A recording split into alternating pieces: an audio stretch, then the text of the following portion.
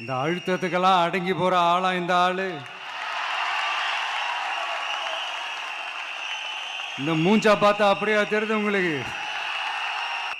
நம்மளுடைய இந்த அரசியல் பயணத்தில் மிக மிக மிக முக்கியமான ஒரு காலகட்டத்தில் நாம் இருக்கிறோம். நான் ஏன் இதை இவ்வளோ அழுத்தமாக சொல்கிறேன் அப்படின்னா,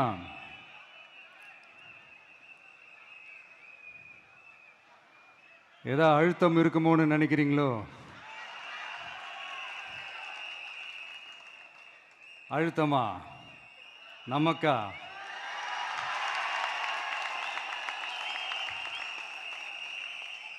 இந்த அழுத்தத்துக்கெல்லாம் அடங்கி போற ஆளா இந்த ஆளு? இந்த மூஞ்சா பார்த்தா அப்படியா தெரியுது உங்களுக்கு?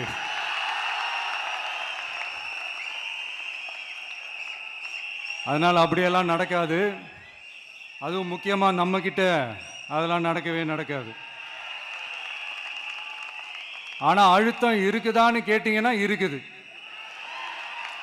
அது நான் இல்லைன்னு சொல்ல வரல. நமக்கு இல்லை, மக்களுக்கு. தமிழ்நாட்டை இதுக்கு முன்னாடி ஆண்டவங்களும் சரி பாஜகவுக்கு அடிமையாக தான் இருந்திருக்கிறாங்க. ஸோ அவங்கள நம்பியும் ஒரு பிரயோஜனமும் இல்லை. இப்போ ஆண்டுகிட்டு இருக்கிற இந்த திமுக அரசாச்சும் நமக்கு ஏதாவது செய்வாங்கன்னு பார்த்தா இவங்களும் அவங்கள மாதிரியே தான். இன்னும் சொல்ல போனால் ஒரு படி மேலே, இன்னும் மோசம்.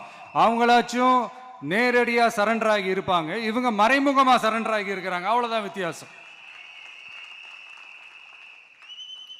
அதனால் நீங்கள் பார்த்தீங்கன்னா அவங்களோட அந்த வேஷம் கலைஞ்சிடக்கூடாதுன்றதுக்காக இந்த கலர் கலராக கவர்ச்சிகரமான இந்த அறிவிப்புகள்லாம் வெளியிடுறாங்க. நோட்டீஸ் பண்ணியிருப்பீங்கன்னு நினைக்கிறேன்.